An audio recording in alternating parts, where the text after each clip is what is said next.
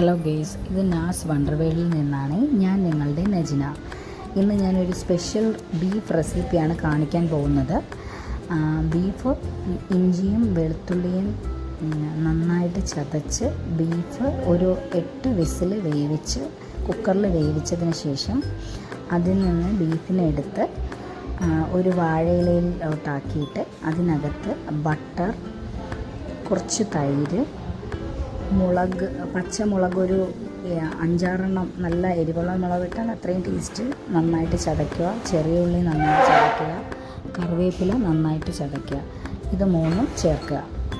എന്നിട്ട് അത് 1 മണിക്കൂർ ഫ്രിഡ്ജിൽ വെച്ചതിന് ശേഷം എടുക്കുക. അപ്പോൾ നല്ല സെറ്റായിരിക്കും. അതാണ് നിങ്ങൾ ആദ്യം കണ്ടത്. ഇപ്പോൾ ഞാൻ ഒരു ചീനച്ചട്ടി വെച്ചു. അതിനകത്ത് കുറച്ച് വെളിച്ചെണ്ണ ഒഴിച്ചു. വെളിച്ചെണ്ണയിൽ കുറച്ച് മുളക് പൊടിയും കുറച്ച് പെരിഞ്ജീരക പൊടിയും കുറച്ച് ഗരം മസാലയും ഇട്ടു. അത് നന്നായിട്ട് തിളച്ചതിന് ശേഷം അതിനകത്തോട്ട് നമ്മുടെ ഈ മിക്സില്ലേ അതിങ്ങനെ പൊരിച്ചെടുക്കുക. ബട്ടർ ഗാർലിക് പ്രോൺസും നിങ്ങളെല്ലാവരും കേട്ടിട്ടുണ്ടാവും.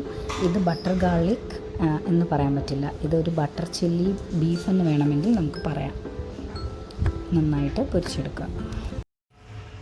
അപ്പോൾ ചൂട് വെളിച്ചെണ്ണയിൽ ഈ ബീഫിൻ്റെ മിശ്രിതം അത് ഭയങ്കര മണമാണ് കേട്ടോ. അതായത് പച്ചമുളകും ബട്ടറും തൈരും ചെറിയ ഉള്ളിയും നന്നായിട്ട് മിക്സ് ചെയ്ത് ചേർത്തേക്കുന്നതാണ്. അതാണ് സംഭവം. ഒരു മണം, അതായത് ഫ്രിഡ്ജിൽ 1 മണിക്കൂർ അത് വെക്കുമ്പോൾ നല്ല സെറ്റായി നല്ല ടേസ്റ്റാണ്. അപ്പം ഞാൻ കരുതി ആദ്യം ഈ സംഭവം മുളക് പൊടിയും ഈ ഗരം മസാലയും ഒക്കെ ഇതിൽ ഒത്തിരി കുറഞ്ഞു പോകുമെന്ന് വിചാരിച്ചു. പക്ഷേ അല്ല, നമ്മൾ നന്നായിട്ടങ്ങ് മിക്സ് ചെയ്താൽ മതി. ഒരു ടീസ്പൂൺ മുളക് പൊടിയും ഒരു 1/2 ടീസ്പൂൺ ഗരം മസാലയും ഒരു 3/4 ടീസ്പൂൺ പെരിഞ്ജീരക പൊടിയാണ് ഞാൻ ആഡ് ചെയ്തിരിക്കുന്നത്. അതിൽ നന്നായിട്ട് ഇത് മിക്സ് ചെയ്യുക. നന്നായിട്ട് മിക്സ് ചെയ്തുകൊണ്ടിരിക്കുക. നമുക്ക് ഫ്രൈ ആവുന്നത് വരെ നമുക്ക് ആ എണ്ണയിൽ കിടന്ന് നന്നായിട്ട് ഫ്രൈ ആവണം. നല്ല ഒരു ബ്ലാക്ക് കളർ വരണം. അത് കഴിഞ്ഞിട്ട് നമ്മുടെ കോക്കനട്ട് തേങ്ങയില്ലേ, തേങ്ങ നന്നായിട്ട് പൂളിയെടുക്കുക.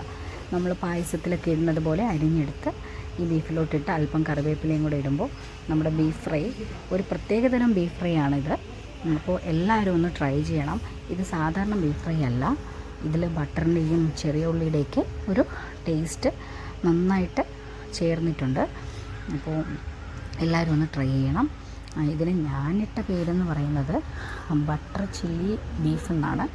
അപ്പോൾ എന്തായാലും ഞാൻ മൊബൈലും പിടിച്ച് കറക്റ്റായിട്ടിത് ഫോക്കസ് ചെയ്യാൻ പറ്റുന്നില്ല. പക്ഷേ എന്തായാലും ഞാൻ നിങ്ങൾക്ക് നന്നായിട്ട് തന്നെ കാണിച്ചു തരുന്നുണ്ട് അപ്പോൾ എല്ലാവരും ഒന്ന് എൻ്റെ ഈ റെസിപ്പി ട്രൈ ചെയ്ത് നോക്കണം. കുറച്ച് 1 മണിക്കൂർ എന്നുള്ളത് ഒരു ഹാഫ് അവർ ആയാലും കുഴപ്പമില്ല. നമുക്ക് ബീഫ് എടുത്ത് മിക്സ് ചെയ്ത് വാഴയിലെ പൊതിഞ്ഞ് ഫ്രിഡ്ജിൽ വെച്ചതിന് ശേഷം നമുക്ക് ആവശ്യമുള്ളപ്പോൾ പൊരിച്ചെടുക്കാം. വെളിച്ചെണ്ണയിൽ തന്നെ പൊരിക്കാൻ ശ്രമിക്കണം. മസാല എല്ലാം ഇടാൻ ശ്രമിക്കണം. അപ്പോൾ എല്ലാവരും എൻ്റെ വീഡിയോസൊക്കെ കാണണം, എന്നെ സപ്പോർട്ട് ചെയ്യണം. എൻ്റെ ഈ special recipe beef butter green chilli beef അങ്ങനെ വേണമെങ്കിൽ പറയാം. ബട്ടർ ചില്ലി ബീഫ് എല്ലാവരും ട്രൈ ചെയ്യണം.